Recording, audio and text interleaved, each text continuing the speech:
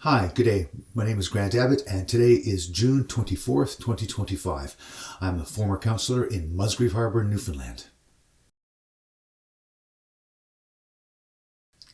I had a very quick tenure due to the manipulation and antisocial behaviour of fellow councillors and the systematic failure of the structure that was supposed to serve the people. Even before I was a councillor, I was active in the community, engaging people, inspiring participation, identifying issues, planning solutions, and encouraging open dialogue. I created an advocacy website to help bridge the gap between public interest and municipal action to foster understanding, build unity, and influence community growth through awareness and accountability. This month marks 4 years since I created what was originally known as the Community Advocate Grant Abbott Facebook page. Creating an advocacy page wasn't about making a page to air dirty laundry, and it most definitely was not about libel or gossip. It was about encouraging debate and transparency within the community so that everyone knew what was going on. I noticed that other communities are having better luck with their similar pages. It was about planting a flag in the ground to show that we as citizens are here and we need to be recognized, heard, and respected as productive members of the community, considering that we offer the same degree or greater back to others. It was a declaration, a promise, a stand. It was a challenge to the status quo, an invitation for dialogue. But before all this, I spent 20 years away. Ontario, St. John's, and other places in between. When I returned to my hometown, I didn't return empty-handed. I came with a heart full of optimism, a portfolio of experience, a developed business plan, multiple actually, and dreams that I intended to bring to life. My wife and I noticed something very quickly, that our little town hadn't changed one bit, not in 15 years. Not for me, and it's been even longer actually. We came back with our twin boys, our 7-year-old daughter, my wife's mother, our cat, and we were aiming for a new chapter in life. A productive, engaging, fun-loving, beautiful chapter. We carried not just luggage, but optimism. We expected perhaps foolishly a Hallmark-style small-town life with warm smiles, porch conversations, help when you needed it, the kind of place where you could knock on your neighbor's door for a cup of sugar and come back with a pie, where kindness was currency, where connection came naturally, and virtues were held in the heart and used on a daily basis, not just on Facebook or in flimsy words. That's the kind of town that many people think that they live in, and they probably do when they don't intimidate power structures or keep to themselves. We were not meant by warmth, but by something much colder. It's not the good people who ruin things, it's the unaccountable, the malicious, the disturbers of crap for the fun of chaos, the ones who can't or won't self-reflect, the ones who don't root their actions in logic, love, or legality, but rather in ego and emotion. Not pride, ego, the core brain that helps you survive. Some have tamed the ego, and others are slaves to it and don't even know. Don't get me wrong, there are more good people out there than there are bad people, but the few with strong personalities often control the narrative and keep it going. It's said that the winners write the history books. I'm not going to let somebody's bad attitude and malicious actions make me out to be an offender and be on record for all time. Instead, I'm going to ensure that the record is set straight. I urge others to find the courage to do the same. We're taught and assured that things are set up in such a way to have safe checks and balances, a goodwill, and it will win in the end. That's how it should be, but I'm sorry to tell you, that's not how it is. I've come to learn, unfortunately, that using the proper channels to address real issues often leads nowhere. Why? Because those in control operate those channels and are confident that they hold the power. When all of this went wrong, I believe it was all a big misunderstanding, that if people only had the chance to listen and to understand, then maybe we can move forward with unity. I came to learn quickly that some people either didn't want to understand or worse, weren't capable of it. And what they showed instead was aggression. And when outside professionals and observers, a number of them actually, listened to the audio of the meetings, attended a council meeting and reviewed what happened, they all came to the same conclusion. Absolute power corrupts absolutely. They were disgusted how others treated me. This would never fly in corporate Canada.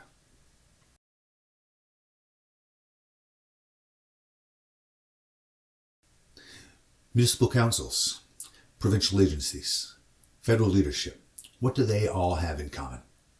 Nobody holds them accountable except for the legal system. And herein lies the problem. If you don't toe the party line, the legal system becomes a tool to exploit you, not protect you. Over my career, I've worked in customer service, sales, IT, security, telemarketing, and recruiting, just to name a few. And I've met a lot of good people.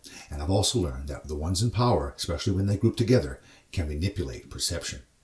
Birds of a feather flock together, and those with strong personalities and close ties often control municipal politics. These are what some people call narcissists, but you can also have a group of people with strong personalities who are there for positive change and not themselves, and those are called empaths. They both have forever been in battle and a strong force to be dealt with. It's hard to tell the difference between the two, but the main way is to look at who's doing the damage and who's talking smack about whom. Nobody wants a hard time.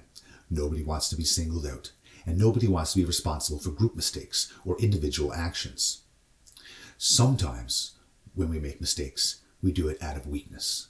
But also sometimes, we do them on purpose for gain or for harm. And we need to own up for that. If not, that's when it becomes malicious and destructive. I had aspirations, real funded, legitimate plans. One of them was a $50,000 community garden, fully covered by a registered charity, and the other was a food grow house. I was laughed at by the town manager about the grow house in a public meeting. The community garden even included administrative costs to compensate whatever organization received the money. I've learned that in order to receive charitable funds in Canada, you need to be a Donee, an organization recognized by the CRA. And that's when I realized that the town is the only body responsible for the growth of the community. And if they're not engaged with the community, transparent and held accountable, the community is not going to grow. If we don't take control of our collective dreams and try to fulfill our potential, we will always be a little outport that never seems to change with time. During COVID, through the previous council, I proposed a community garden, working at a distance through the town manager, which was deemed harassment by the council, but later found not to be by the HR investigation. If you've been around town councils long enough, you'll know that it's not the mayor or the council that truly runs things, it's the town manager. They hold the knowledge, the plans, the continuity. If they say no, your idea dies. That's what happened to me. They said that the garden would increase taxes, that I was trying to take people's land, that it was too much work for the town to handle. None of that was true. I was tricked into naming a location for the community garden by suggestion of the council, which got families upset at me, believing that I was trying to take something that wasn't even available. The town initially showed interest and then backed off, and then made it sound as though I could not take no for an answer. I have sales experience. The more resistance I face, the more I realize that the more one person gets on the wrong side of a narrative, the truth stops mattering, and a whole town can be pulled onto the same bandwagon. Someone even called the town about wanting to help with the cemetery project I was working on down Big Brook at the Lions Club, just trying to offer equipment, and they were told that the town had nothing to do with it. They disowned the project. They distanced themselves from anything with my name on it. I was told by a flying monkey if I had so much to say, I should run for council. I wasn't about to sit quietly, so I ran for council. I mailed a platform letter to all citizens. People who elected me knew that I would ask for questions. They pushed for transparency and reform. I won by nearly 50% of the vote, 46% I believe. So what happened? Some individuals ran just to oppose me. Not to lead, not to block me. I heard this before the election, and I heard this and I saw this after the election. Also, the town manager posted on her Facebook page that voting for me would be a big waste of time. Her husband destroyed our property, and it was the main cause of Grandma leaving.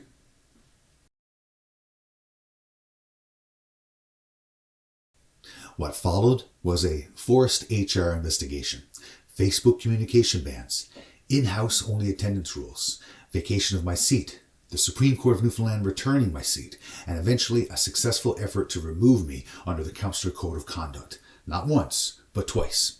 One was by the new town manager, sister-in-law to the first, and the other was by a local grocery store owner who bought the store from the initial town manager's parents. Small circles, eh? Power protects power, but who protects us? We're also being charged for 2 property taxes at the time, and back taxes, and 2 business taxes, illegitimately. Rationalizing didn't work. We had to bring the municipality to Supreme Court yet again to keep our water turned on, only to have the town offer to remedy the issue at the 11th hour before court, twice. Anybody who's paying attention and cares to actually know could easily see this is unjust and biased, and have remarked this to me on countless occasions. For those who had heart, it was easy to identify where the problem sat. The municipality was given too much power to do and say anything they wanted to, and could not be compelled into mediation. They are supposed to be our neighbours, who look after you, not the system. They're meant to make sure that things are better for you, not worse. And all the while, they tried to paint me as the problem. But the truth is, it wasn't me. The HR investigation and the Supreme Court said so. We found a bullet hole in our window, inspired by my outspokenness in the municipality, not taking responsibility. My children were bullied, my wife and I were mocked, Grandma left town leaving everything behind because she no longer felt safe. Shameful, but not for me, for those involved.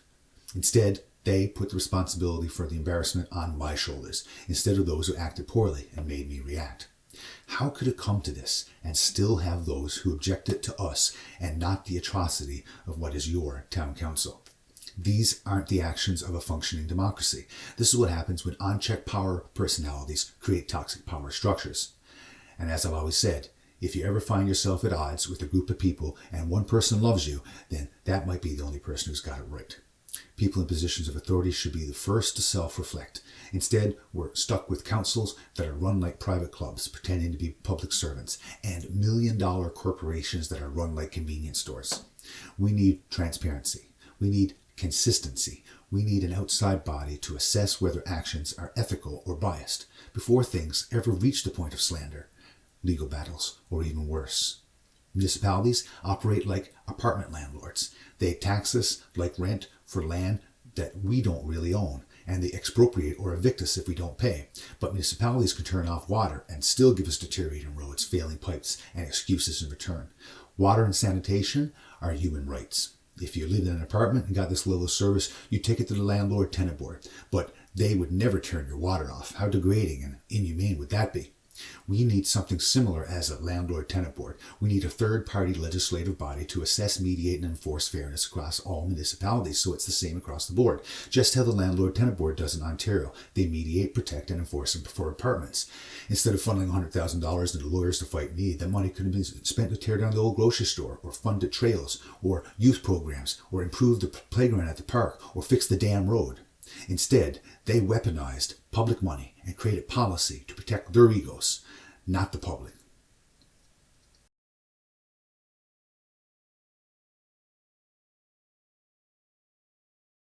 We also need a new power structure in communities, a local advocacy group in every town, charitable arms that function independently, mediation services, clear legal processes, someone to turn to who could keep communities' best interests in mind.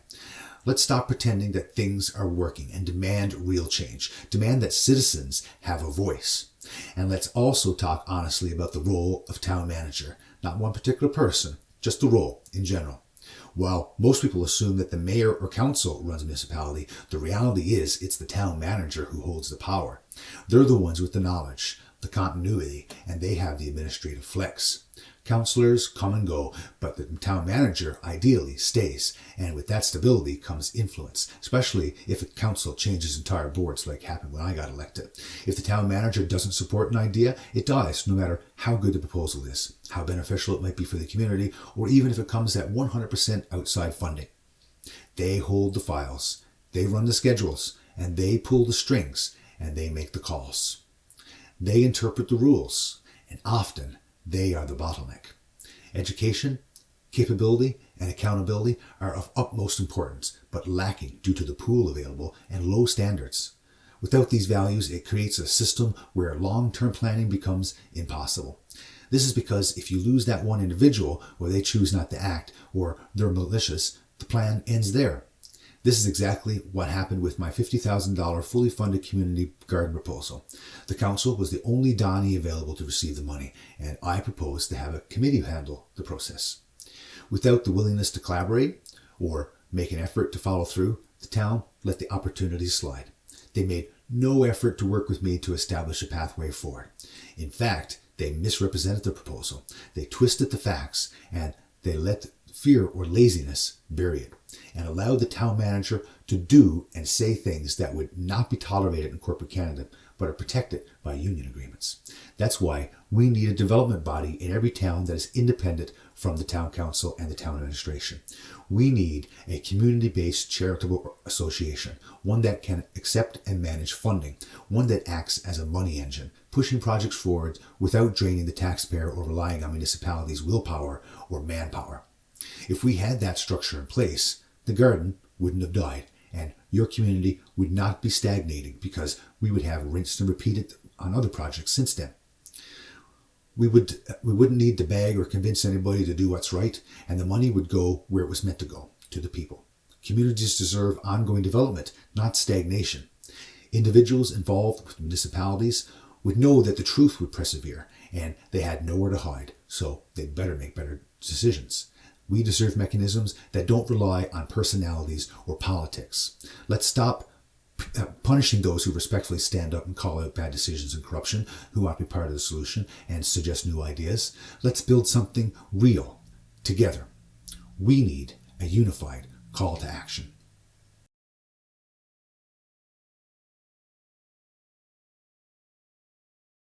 Access to justice shouldn't feel like climbing a mountain either.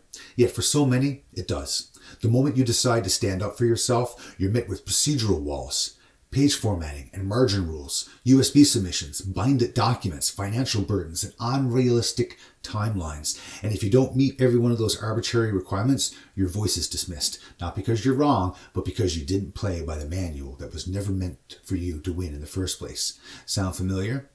Justice should be a conversation, not a confrontation.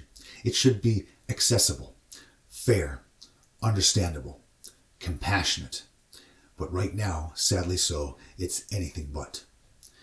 Mayors, councillors, CAOs, and everyday community members, we need to start telling our stories publicly in a unified way. We need to come together and create a system where experiences are shared, wrongs are acknowledged, and paths forward are developed through honesty, not hierarchy or libel, to make a better world for our future replacements. There should be consistency across communities, how legislation is interpreted and applied. We cannot continue to rely on the court system as the only way to resolve issues on basic fairness, transparency, and common decency. That will and has been tearing our communities apart from the inside. Too often the courts are a place of last resort where common decency fails. Then you need to fight trained lawyers with the only goal to win and protect the system with your town's tax dollars. It's fraught with financial hurdles, red tape, and cold technicalities. That's not where accountability should begin. It should start with raw conversations, formed agreements, and a shared sense of ethical responsibility. Our laws should guide us, but our hearts and logic should carry us the rest of the way. The system needs a moral compass, not just a legal one. It's time to raise our voices, to fix what's broken together. Just because we're spread out does not mean that we can't come together in a unified effort. We just need to speak up in a unified way. Let's reflect. Let's rise. Let's grow forward. Let's stop fearing the truth and start using the truth to fix what is broken. Don't be afraid of the system and demand that it works for you. Thanks for watching. And now it's your turn to have a voice.